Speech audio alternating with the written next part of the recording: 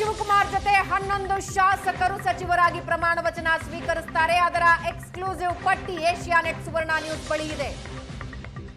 ಆ 11 ಜನ ಶಾಸಕರು ಯಾರು, ಸಚಿವರಾಗಿ ಪ್ರಮಾಣ ವಚನ ಯಾರು ಸ್ವೀಕರಿಸುತ್ತಾರೆ, ಅದರ ಎಕ್ಸ್ಕ್ಲೂಸಿವ್ ಪಟ್ಟಿ ಏಷ್ಯಾನೆಟ್ ಸುವರ್ಣ ನ್ಯೂಸ್ ಬಳಿ ಇದೆ. ಡಿಕೆ ಶಿವಕುಮಾರ್ ಜೊತೆಗೆ ಸಚಿವರಾಗಿ ಪ್ರಮಾಣ ವಚನ ಸ್ವೀಕರಿಸುವ 11 ಜನರ ಪಟ್ಟಿ ಸುವರ್ಣ ನ್ಯೂಸ್ ಬಳಿ ಇದೆ. ಯಾರ್ಯಾರಿಗೆ ಸ್ಥಾನ, ಮೊದಲ ಹಂತದ ಸಂಪುಟದಲ್ಲಿ ಆ 11 ಜನ ಯಾರು, ಏಷ್ಯಾನೆಟ್ ಸುವರ್ಣ ನ್ಯೂಸ್ ಬಳಿ 11 ಜನರ ಎಕ್ಸ್ಕ್ಲೂಸಿವ್ ಪಟ್ಟಿ ಇದೆ.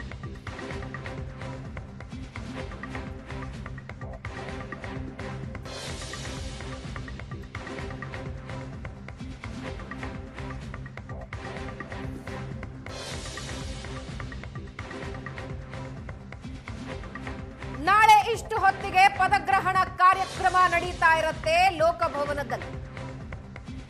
ಹಾಗಾದ್ರೆ ಡಿಕೆ ಶಿವಕುಮಾರ್ ಜೊತೆ ಸಂಪುಟ ಸೇರೋ ಮೊದಲ ಹಂತದ ನಾಯಕರು ಯಾರು?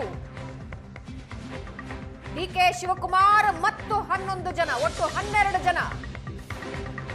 ಪರಮೇಶ್ವರ್, ಸತೀಶ್ ಜಾರಕಿಹೊಳಿ, ಎಂಬಿ ಪಾಟೀಲ್, ಈಶ್ವರ್ ಖಂಡ್ರೆ ಸಂಪುಟದಲ್ಲಿ ಸ್ಥಾನ ಪಡೆದಿರುವವರ ಪಟ್ಟಿ ಏಷ್ಯಾನೆಟ್ ಸುವರ್ಣ ನ್ಯೂಸ್ ನಲ್ಲಿ ಎಕ್ಸ್ಕ್ಲೂಸಿವ್ ಆಗಿ ನೋಡ್ತಾ ಇದ್ದೀರಾ. ಪರಮೇಶ್ವರ್, ಸತೀಶ್ ಜಾರಕಿಹೊಳಿ, ಎಂಬಿ ಪಾಟೀಲ್, ಈಶ್ವರ್ ಖಂಡ್ರೆ ನಾಳೆ ಪ್ರಮಾಣ ವಚನ ಸ್ವೀಕರಿಸಲಿರುವ ನಾಯಕರ ಹೆಸರುಗಳನ್ನ ನೀವು ನೋಡ್ತಾ ಇದ್ದೀರಾ. ಡಿಕೆ ಶಿವಕುಮಾರ್ ಸಂಪುಟ ಸೇರುವ ನಾಯಕರು ಯಾರ್ಯಾರು? ರಾಮಲಿಂಗಾರೆಡ್ಡಿ, ಕೆಜೆ ಜಾರ್ಜ್, ಪ್ರಿಯಾಂಕ್ ಖರ್ಗೆ, ಯತೀಂದ್ರ ಸಿದ್ದರಾಮಯ್ಯ, ಶಿವರಾಜ್ ತಂಗಡಗಿ, ರೂಪಾ ಶಶಿಧರ್. 11 ಜನ ಶಾಸಕರು ಸಚಿವರಾಗಿ ಪ್ರಮಾಣ ವಚನ ಸ್ವೀಕರಿಸುತ್ತಾರೆ. ಶಿವರಾಜ್ ತಂಗಡಗಿ, ರೂಪಾ ಶಶಿಧರ್, ಯುಟಿ ಖಾದರ್ಗೆ chance. Parameshwar, Satish Jarkiholi, MB Patil, Eshwar Khandre, Yathindra Siddaramaiah, Shivaraj Tangadagi, Roopa Shashidhar, UT ಖಾದರ್ಗೆ ಚಾನ್ಸ್.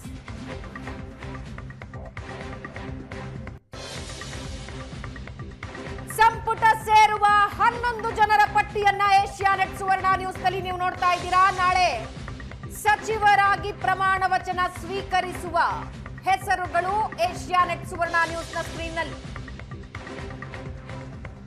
ಶಿವರಾಜ್ ತಂಗಡಗಿ, ರೂಪಾ ಶಶಿಧರ್, ಯುಟಿ ಖಾದರ್ಗೆ ಚಾನ್ಸ್ ಸಿಗುವ ಸಾಧ್ಯತೆ ಇದೆ.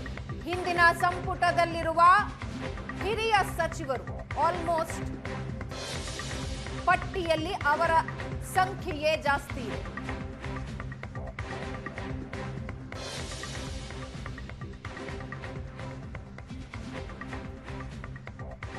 ಅಧಿಕೃತವಾಗಿ ಘೋಷಣೆಯೊಂದೇ ಬಾಕಿ ಇದೆ. ಆದ್ರೆ 11 ಜನರ ಪಟ್ಟಿಯನ್ನ ನೀವು ಏಷ್ಯಾನೆಟ್ ಸುವರ್ಣ ನ್ಯೂಸ್ ನಲ್ಲಿ ನೋಡಬಹುದು. ಈ 11 ಜನ ನಾಳೆ ಸಚಿವರಾಗಿ ಪ್ರಮಾಣ ವಚನ ಸ್ವೀಕರಿಸುವವರಿದ್ದಾರೆ. ಮುಖ್ಯಮಂತ್ರಿಯಾಗಿ ಡಿಕೆ ಶಿವಕುಮಾರ್, ಸಿಎಂ ಆಗಿ ಪ್ರಮಾಣ ವಚನ ಸ್ವೀಕರಿಸೋದರ ಜೊತೆಗೆ 11 ಜನ ಶಾಸಕರು ಸಚಿವರಾಗ್ತಾರೆ. ಅವರ ಲಿಸ್ಟ್, ಅವರ ಹೆಸರು ನಮ್ಮ ಸ್ಕ್ರೀನ್ ನಲ್ಲಿ ನೀವು ನೋಡ್ತಾ ಇದ್ದೀರಿ.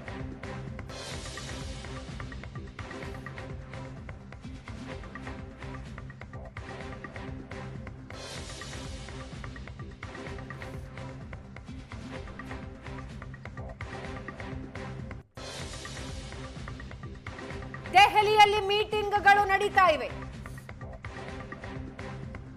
ಅಂತಿಮ ಹಂತದ ಮೀಟಿಂಗ್ ಆಗುತ್ತಾ ಇದೆ. ನಾಳೆ ಪ್ರಮಾಣ ವಚನ ಸ್ವೀಕರಿಸುವ ಶಾಸಕರು ಯಾರ್ಯಾರು? ನಮ್ಮ ಸ್ಕ್ರೀನ್ ನಲ್ಲಿ ನಿಮಗೆ ಅದಕ್ಕೆ ಉತ್ತರ ಇದೆ. Parameshwar, Satish Jarkiholi, MB Patil, Eshwar Khandre, Ramalingareddy, KJ George, Priyank Kharge, Yathindra, Shivaraj Tangadagi, Roopa Shashidhar, UT ಖಾದರ್ಗೆ ಚಾನ್ಸ್. ಇವಾಗ ಏನಷ್ಟು ಡೀಟೇಲ್ಸ್ ಹಂಚಿಕೊಳ್ತಾರೆ ನಮ್ಮ ಪ್ರತಿನಿಧಿ ಮಾರುತೇಶ್ ಮತ್ತೊಂದ್ಸಲ ಸಂಪರ್ಕದಲ್ಲಿದ್ದಾರೆ. ಮಾರುತೇಶ್, ಹಿಂದಿನ ಸಂಪುಟದ ಹಿರಿಯ ಸಚಿವರಿಗೆ ಸ್ಥಾನದ ಜೊತೆಗೆ ಹೊಸ ಮುಖಗಳಿಗೆ ಲಿಸ್ಟ್ ನಲ್ಲಿ ಅವಕಾಶ ನೀಡಿರೋದು ಸ್ಪಷ್ಟವಾಗ್ತಾ ಇದೆ. ಭವನೀಗ ಅದೇ ರೀತಿಯಾದಂತಹ ಪ್ಲಾನ್ ಹೈಕಮಾಂಡ್ನ ಮನಸ್ಸಿನಲ್ಲೂ ಕೂಡ ಇತ್ತು ಮತ್ತು ರಾಹುಲ್ ಗಾಂಧಿ ಸಚಿವ ಸಂಪುಟ ರಚಿಸುವಂತ ವಿಚಾರದಲ್ಲಿ ಒಂದು ಇಂಪಾರ್ಟೆಂಟ್ ಅಥವಾ ಪ್ರಮುಖ ಅನಿಸುವಂತಹ ಸಲಹೆಯನ್ನ ಕೊಟ್ಟಿದ್ರು.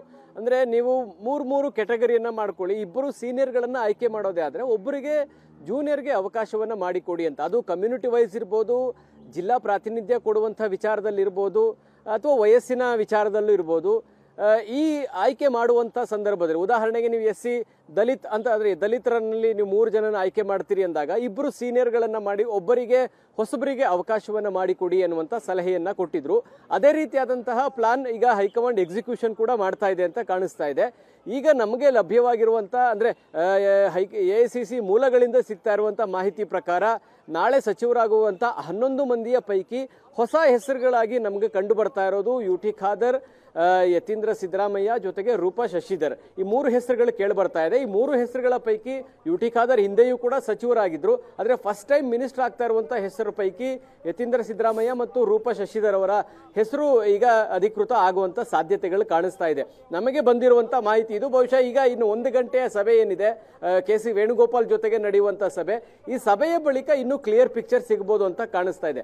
ಇದನ್ನು ಹೊರತುಪಡಿಸಿದ್ರೆ ಈ 3 ಹೊಸ ಹೆಸರುಗಳು ಕೇಳ್ತಾ ಇರೋದು ಬಿಟ್ರೆ ಇನ್ನುಳಿದಂತೆ ಪರಮೇಶ್ವರ್, ಸತೀಶ್ ಜಾರಕಿಹೊಳಿ, ಈಶ್ವರ್ ಖಂಡ್ರೆ, MB ಪಾಟೀಲ್, ಪ್ರಿಯಾಂಕ್ ಖರ್ಗೆ, ಶಿವರಾಜ್ ತಂಗಡಗಿ ಈ ಹೆಸರುಗಳು ಮತ್ತೆ ಪುನರಾವರ್ತನೆ ಆಗ್ತಾ ಇದೆ. ಸಿದ್ದರಾಮಯ್ಯನವರ ಕ್ಯಾಬಿನೆಟ್ ನಲ್ಲಿ ಸಚಿವರಾಗಿ ಇದ್ದಂತವರು ಈಗ ಮತ್ತೆ DK ಶಿವಕುಮಾರ್ ಅವರ ಕ್ಯಾಬಿನೆಟ್ ನಲ್ಲೂ ಕೂಡ ಸಚಿವರಾಗಿ ಮುಂದುವರಿಯುವಂತಹ ಸಾಧ್ಯತೆಗಳೇ ಜಾಸ್ತಿ ಕಾಣಿಸ್ತಾ ಇದೆ. ಅಲ್ಲಿಗೆ ಇನ್ನೇನು ಇದರಲ್ಲಿ ಇನ್ನೂ ಹೆಚ್ಚು ಗೊಂದಲಗಳು ಇದ್ದಂಗೆ ಕಾಣಿಸ್ತಾ ಇಲ್ಲ. ಈ ಮೊದಲ ಹಂತದ ಸಚಿವರಾಗ್ತಾ ಇರುವಂತವರ ಪಟ್ಟಿಯನ್ನು ಕೂಡ ನಾವೀಗಾಗಲೇ ತೋರಿಸ್ತಾ ಇದ್ದೀವಿ. ಇದರಲ್ಲಿ ಬದಲಾವಣೆ ಆದರೆ 1 ಅಥವಾ 2 ಬದಲಾವಣೆ ಆಗಬಹುದು, ಅಥವಾ 2 ಎಕ್ಸ್ಟ್ರಾ ಸೇರ್ಪಡೆ ಆಗಬಹುದು. ಇದನ್ನು ಹೊರತುಪಡಿಸಿದ್ರೆ ಅಂತ ಹೆಚ್ಚು ಬದಲಾವಣೆಗಳಿಲ್ಲ. ಕಾರಣ ಸೀನಿಯರ್ಗಳಿಗೆ ಹೆಚ್ಚು ಅವಕಾಶವನ್ನ ಮೊದಲ ಹಂತದಲ್ಲಿ ಕೊಡಬೇಕು ಅನ್ನೋದು ಹೈಕಮಾಂಡ್ನ ಮನಸ್ಸಿನಲ್ಲಿ ಕೂಡ ಇತ್ತು. ಯಾಕೆಂದ್ರೆ ಸಿದ್ದರಾಮಯ್ಯ ಅಂತ ನಾಯಕನ ಕೆಳಗಿಳಿಸಿದ ಮೇಲೆ ನಾವು ಕ್ಯಾಬಿನೆಟ್ ರಚನೆ ಮಾಡುವಾಗ ಮೊದಲ ಬಾರಿಗೆ ಅಂದ್ರೆ ಮೊದಲ ಹಂತದಲ್ಲಿ ಸಚಿವ ಸಂಪುಟ ರಚನೆ ಆಗುವಾಗ ಹೊಸೊಬ್ಬರನ್ನ ಹೆಚ್ಚು ಸೇರಿಸಿಕೊಂಡು ಗೊಂದಲ ಆಗೋದು ಬೇಡ. ಹೀಗಾಗಿ ನೆಕ್ಸ್ಟ್ ವಿಸ್ತರಣೆ ಮಾಡುವಂತ ಸಂದರ್ಭದಲ್ಲೂ ಕೂಡ ಹೊಸೊಬ್ಬರಿಗೆ ಹೆಚ್ಚು ಅವಕಾಶಗಳ ಕೊಡೋಣ ಅನ್ನುವ ಕಾರಣಕ್ಕಾಗಿಯೂ ಈ ತೀರ್ಮಾನಗಳನ್ನು ತೆಗೆದುಕೊಂಡಿರುವಂತಹ ಸಾಧ್ಯತೆಗಳಿದೆ. ಮತ್ತು ಹೊಸ ಮುಖಗಳಿಗೆ ಅವಕಾಶ ಕೊಡ್ತಿರೋದ್ರಿಂದ ನೆಕ್ಸ್ಟ್ ಕಾಯುವಂತವರಿಗೆ ಹೊಸಬರಿಗೆ ಅವಕಾಶಗಳು ಇದಾವೆ ಅನ್ನುವಂಥ ನಿರೀಕ್ಷೆಯನ್ನು ಇಟ್ಕೊಳ್ಳೋದಕ್ಕೂ ಕೂಡ ಇದು ಕಾರಣ ಆಗುತ್ತೆ. ಆ ಕಾರಣಕ್ಕಾಗಿ ಈ 11 ಮಂದಿ ಮತ್ತು CM ಆಗಿ DKC ಪ್ರಮಾಣ ವಚನ ಒಟ್ಟು 12 ಮಂದಿ ಬಹುತೇಕ ನಾಳೆ ಪ್ರಮಾಣ ವಚನ ತೆಗೆದುಕೊಳ್ಳೋದು ಈ ಫೈನಲ್ ಪಟ್ಟಿಯ ಪ್ರಕಾರವೇ ಆಗುವಂತಹ ಸಾಧ್ಯತೆಗಳು ಕಾಣಿಸ್ತಾ ಇದ್ದಾವೆ. ಭಾವನಾ, ಮರುತೇಶ್, ಬದಲಾವಣೆ ಅಂತ ಆದರೆ 1-2 ಹೆಸರುಗಳು ಬದಲಾವಣೆ ಆಗಬಹುದು ಅಂತ ಹೇಳ್ತಾ ಇದ್ದೀರಾ. ಯಾವ ಹೆಸರುಗಳು? ಯಾಕಂದ್ರೆ ಆರಂಭಿಕ ಸಾಧ್ಯತೆಯಲ್ಲಿ ಅಂದ್ರೆ ಪಟ್ಟಿಗಳಲ್ಲಿ ಜಮೀರ್ ಅಹಮದ್ ಹೆಸರು ಕೇಳಿ ಬರ್ತಾ ಇತ್ತು, ಆದ್ರೆ ಈಗ UT ಖಾದರ್ ಅವರ ಹೆಸರು ಪ್ರಮುಖವಾಗಿ ಕೇಳಿ ಬರ್ತಾ ಇದೆ. ಬದಲಾವಣೆ ಅಂತ ಆದ್ರೆ ಯಾವ ಹೆಸರುಗಳಲ್ಲಿ ಬದಲಾವಣೆ ಆಗೋ ಚಾನ್ಸಸ್ ಇದೆ? ಅಲ್ಲ, ಈಗ ಹೆಚ್ಚುವರಿಯಾಗಿ ಸೇರಿಕೊಳ್ಳಬಹುದಾದಂತ ಸಾಧ್ಯತೆಗಳ ಜಾಸ್ತಿ. ಆದ್ರೆ ಇದನ್ನ ಹೊರತುಪಡಿಸಿದ್ರೆ ಈಗ ಆಗಿರುವಂತ ಲಿಸ್ಟ್ ನಲ್ಲಿ ತೆಗೆದು ಇನ್ನೊಬ್ಬರಿಗೆ ಅವಕಾಶ ಕೊಡುವಂತ ಸಾಧ್ಯತೆಗಳು ಕಡಿಮೆ ಇದಾವೆ. ಅಂದ್ರೆ ಈಗ 12 ಜನ ಇದ್ದಿದ್ದು ನಾಳೆ ಈಗ ಅಂದ್ರೆ ಈ ಸಂಜೆ ಮೀಟಿಂಗ್ ಬಳಿಕ ಒಂದು 14 ಅಥವಾ 15 ತನಕ ತಲುಪುವಂತ ಸಾಧ್ಯತೆಗಳಿದೆ. ಈಗ KC ವೇಣುಗೋಪಾಲ್, ಜಮೀರ್ ಅಹಮದ್ ಅವರ ಜೊತೆಗೆ ಬಹಳ ಒಡನಾಟ ಚೆನ್ನಾಗಿದೆ. ಈಗ KC ವೇಣುಗೋಪಾಲ್ ಜೊತೆಗೆ ಸಭೆ ನಡೆಯೋದ್ರಿಂದ ಇಲ್ಲ ಜಮೀರ್ ಹೆಸರನ್ನ ಸೇರಿಸೋಣ, ಪುಷ್ ಮಾಡೋಣ ಅಂತ ಏನಾದ್ರು ಅವರು ಒತ್ತಡವನ್ನ ಹಾಕಿದ್ರೆ ಜಮೀರ್ ಅವರು ಇನ್ ಆಗುವಂತ ಸಾಧ್ಯತೆಗಳು ಜಾಸ್ತಿ ಕಾಣಿಸ್ತಾ ಇದ್ದಾವೆ.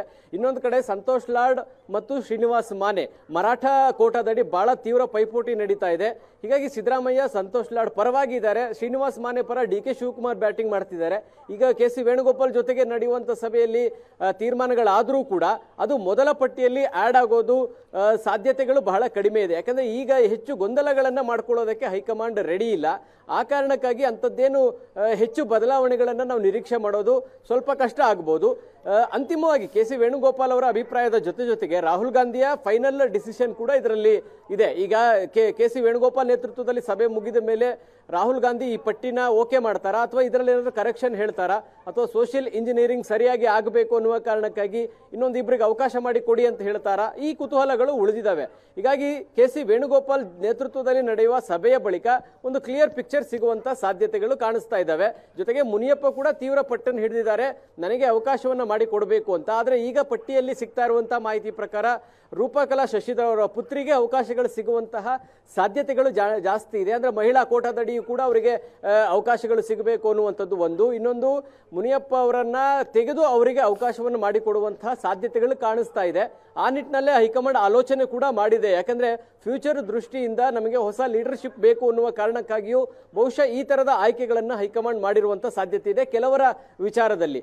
ಹಾಗಾಗಿ ರೂಪಕಲಾ ಶಶಿಧರ್ ಅವರ ಹೆಸರು ಈಗ 11 ಜನ ಪ್ರಮಾಣ ವಚನ ಸ್ವೀಕರಿಸುವ ಸಂದರ್ಭದಲ್ಲೇ ಆಗ್ತಾ ಇರೋದ್ರ ಹಿಂದೆ ಬಹುಶಃ ಮುನಿಯಪ್ಪ ಅವ್ರನ್ನ ಸಮಾಧಾನ ಮಾಡುವ ಪ್ರಯತ್ನನೂ ಕೂಡ ಇರ್ಬೋದು. ಯಾಕಂದ್ರೆ ನಿಮ್ಮ ಪುತ್ರಿಗೆ ನಾವು ಮಾಡ್ತಾ ಇದ್ದೀವಿ, ಅದರಲ್ಲೂ ಕೂಡ ಸಿಎಂ ಜೊತೆಗೆ ಪ್ರಮಾಣ ವಚನ ತೆಗೆದುಕೊಳ್ತಾ ಇದ್ದಾರೆ, ಅಲ್ಲಿ ಅಷ್ಟು ವಿಶ್ವಾಸವನ್ನ ಇಟ್ಟಿದ್ದೀವಿ, ಹಾಗಾಗಿ ಈ ಬಾರಿ ನೀವು ಸಹಕರಿಸಿ ಅಂತೇಳಿ ಮುನಿಯಪ್ಪ ಅವರಿಗೆ ಪರೋಕ್ಷವಾಗಿ ಏನಾದರೂ ಈ ಮೆಸೇಜ್ ಕೊಡುವ ಸಲುವಾಗಿ ಈ ತರದ ಆಯ್ಕೆಗಳು ಆಗ್ತಾ ಇದೆಯಾ ಅನ್ನುವಂಥ ಪ್ರಶ್ನೆಗಳು ಕೂಡ ಎದ್ದಿದ್ದಾವೆ. ಹಾಗಾಗಿ 5 ಗಂಟೆಯ ಬಳಿಕ ಭಾವನಾ ಒಂದು ನಿಶ್ಚಿತವಾಗಿ ಒಂದು ಕ್ಲಾರಿಟಿ ಸಿಗುತ್ತೆ ಮತ್ತು ಬಹುತೇಕ ಪಟ್ಟಿ ಅಂತಿಮಗೊಳ್ಳುವಂಥದ್ದಕ್ಕೆ ಮತ್ತು ಅಂತಿಮ ಮುದ್ರೆ ರಾಹುಲ್ ಹೊತ್ತೋದಕ್ಕೂ ಕೂಡ ಇನ್ನೇನು ಹೆಚ್ಚು ಸಮಯ ಉಳ್ದಂಗೆ ಕಾಣಿಸ್ತಾ ಇಲ್ಲ ಭಾವನಾ. ಅಂತಿಮ ಘಟ್ಟದಲ್ಲಿ ಒಂದು ಲಾಭಿ ಏನಾದರೂ ನಡೀಬಹುದಾ ಅಂತ, ಯಾಕಂದ್ರೆ ಲಿಸ್ಟ್ ದೊಡ್ಡದಿದೆ ಮಾರುತೇಶ್. ಜಮೀರ್ ಈಗಾಗಲೇ ಹೇಳ್ದಂಗೆ ಲಕ್ಷ್ಮೀ ಹೆಬ್ಬಾಳ್ಕರ್, ಲಕ್ಷ್ಮಣ್ ಸವದಿ, BK ಹರಿಪ್ರಸಾದ್, ಮಧು ಬಂಗಾರಪ್ಪ, HK ಪಾಟೀಲ್, ಅಂದ್ರೆ ದೊಡ್ಡ ಲಿಸ್ಟ್ ಇದೆ. ಅಂದ್ರೆ ಮೊದಲ ಪಟ್ಟಿಯಲ್ಲಿ ಎಷ್ಟು ಜನ ಸೀನಿಯರ್ಸ್ ಬಂದ್ರು, ಆದ್ರೆ ಎರಡನೇ ಪಟ್ಟಿಯಲ್ಲಿ ಹೊಸ ಮುಖಗಳಿಗೆ ಹೆಚ್ಚಿನ ಆಪ್ಷನ್ಸ್ ಇರುತ್ತೆ, ಸೀನಿಯರ್ಸ್ಗೆ ಕಡಿಮೆ ಆಪ್ಷನ್ಸ್ ಇರುತ್ತೆ. ಅಂತಿಮ ಘಟ್ಟದಲ್ಲಿ ಏನಾದರೂ ಲಾಭಿ ನಡೆಯೋ ಚಾನ್ಸಸ್ ಇದೆಯಾ, ಬದಲಾವಣೆ ಆಗೋ ಚಾನ್ಸಸ್ ಇದೆಯಾ? ಆಡ್ ಆನ್ ಅಂದ್ರೆ ಬರೀ 3 ಅಥವಾ ಜಾಸ್ತಿ ಆಗಬಹುದಾ? ಗೊತ್ತಿಲ್ಲ, ಅದು ಸಭೆಯ ಬಳಿಕ ಗೊತ್ತಾಗ್ಬೋದು ಭಾವನಾ. ಆದರೆ ಪ್ರಯತ್ನಗಳಂತೂ ಬಹಳ ದೊಡ್ಡ ಮಟ್ಟದಲ್ಲಿ ಆಗ್ತಾ ಇದ್ದಾವೆ. ಆಕಾಂಕ್ಷಿಗಳ ಸಂಖ್ಯೆಯೂ ಕೂಡ ಹಾಗೆ ಇದೆ. ಹಿಂದೆ ಸಚಿವರಾಗಿದ್ದಂಥವರು ಮತ್ತೆ ಪುನರಾವರ್ತನೆ ಬಯಸಿ ಹೈಕಮಾಂಡ್ ನಾಯಕರ ಮೇಲೆ ಒತ್ತಡ ಹಾಕ್ತಾ ಇರುವಂಥ ಪ್ರಮಾಣವೂ ಕೂಡ ಅಷ್ಟೇ ದೊಡ್ಡ ಪ್ರಮಾಣದಲ್ಲಿ ಇದೆ. ಇದರ ಜೊತೆಗೆ ಸೀನಿಯರ್ಗಳು ಅಂದರೆ 3 ಬಾರಿ 4 ಬಾರಿ ಗೆದ್ದಿರ್ತಕ್ಕಂಥವ್ರಿಗೂ ಕೂಡ ಅವಕಾಶಗಳು ಸಿಕ್ಕಿರಲಿಲ್ಲ, ಅವರು ಕೂಡ ಪ್ರಯತ್ನಗಳನ್ನು ಮುಂದುವರಿಸ್ತಾ ಇದ್ದಾರೆ. ಆದರೆ ಮೊದಲ ಹಂತದಲ್ಲಿ ಅವರು ಏನೇ ಪ್ರಯತ್ನಗಳನ್ನು ಮಾಡಿದ್ರೂ ಕೂಡ ಅಂಥ ದೊಡ್ಡ ಮಟ್ಟದ ನಿರೀಕ್ಷೆಯನ್ನು ಇಟ್ಕೊಳ್ಳೋದಕ್ಕೆ ಸಾಧ್ಯ ಇಲ್ಲ. ಹೈಕಮಾಂಡ್ 2ನೇ ಹಂತದಲ್ಲಿ ನಡೆಯುವಂಥ ಸಚಿವ ಸಂಪುಟ ಪುನರ್ರಚನೆ, ಅದು ರಾಜ್ಯಸಭೆ ಚುನಾವಣೆಯ ಬಳಿಕ, ಆ ಸಂದರ್ಭದಲ್ಲಿ ಹೆಚ್ಚು ಪೈಪೋಟಿ ಕೊಡುವಂಥದ್ದು ಅಥವಾ ಒತ್ತಡ ಹಾಕುವಂಥದ್ದು, ಅವ್ರ ಲಾಬಿಗಳನ್ನು ಮಾಡೋದು, ಅದು ಆಗ ಹೆಚ್ಚು ವರ್ಕೌಟ್ ಆಗಬಹುದು ಅಂತ ಕಾಣಿಸ್ತಾ ಇದೆ.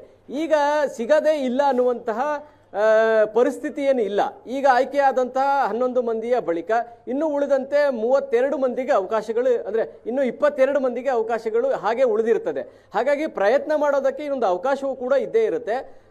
ಈ ಬಾರಿ ಒತ್ತಡವನ್ನು ಹಾಕಿದಂಥವರು ಅವರಿಗೆ ನಿರೀಕ್ಷೆಗಳು ಇರುತ್ತೆ ಮತ್ತು ಈ ಬಾರಿ ಮೊದಲ ಬಾರಿಗೆ ಪ್ರಮಾಣ ವಚನ ತೆಗೆದುಕೊಳ್ಳಿಲ್ಲ ಅಂದ ಕಾರಣಕ್ಕಾಗಿ 2ನೇ ಟರ್ಮಲ್ಲಿ ಸಿಗೋದೇ ಇಲ್ಲ ಅಂತ ಏನು ಸೀನಿಯರ್ಗಳು, ಅಂದರೆ ಹಾಲಿ ಸಚಿವರಾಗಿದ್ದಂಥವ್ರೇನು ತಲೆ ಕೆಡಿಸ್ಕೊಳ್ಬೇಕಾದಂಥ ಅಗತ್ಯವೇ ಇಲ್ಲ. ಒಂದು ಅವರ ಜೊತೆಗೆ ಈಕ್ವಲ್ ಇರ್ತಕ್ಕಂಥವರ ಇನ್ನೊಂದು ಆಯ್ಕೆಯನ್ನು ಕೂಡ ಹೈಕಮಾಂಡ್ ನೋಡ್ತಾ ಇರಬಹುದು, ಅಥವಾ ಅವರನ್ನೇ ಪುನರಾಯ್ಕೆ ಮಾಡೋದು ಬೇಡವಾ ಅನ್ನೋದ್ರ ಬಗ್ಗೆ ಇನ್ನಷ್ಟು ಹೆಚ್ಚು ಚರ್ಚೆಯ ಅವಶ್ಯಕತೆಗಳು ಕೂಡ ಹೈಕಮಾಂಡ್ಗೆ ಬಿದ್ದಿರಬಹುದು. ಈ ಎಲ್ಲ ಕಾರಣಗಳಿಂದಾಗಿಯೂ ಕೂಡ ಕೆಲವರ ಹೆಸರು ಮೊದಲ ಪಟ್ಟಿಯಲ್ಲಿ ಇಲ್ಲದೇ ಇದ್ರೂ ಕೂಡ ಅಂಥದ್ದೇ ನಿರಾಸೆ ಪಡ್ಕೊಳ್ಬೇಕಾದಂಥ ಪರಿಸ್ಥಿತಿ ಏನು ಇಲ್ಲ ಭಾವನಾ. ಎಸ್, ಧನ್ಯವಾದ ಮಾರುತೇಶ್.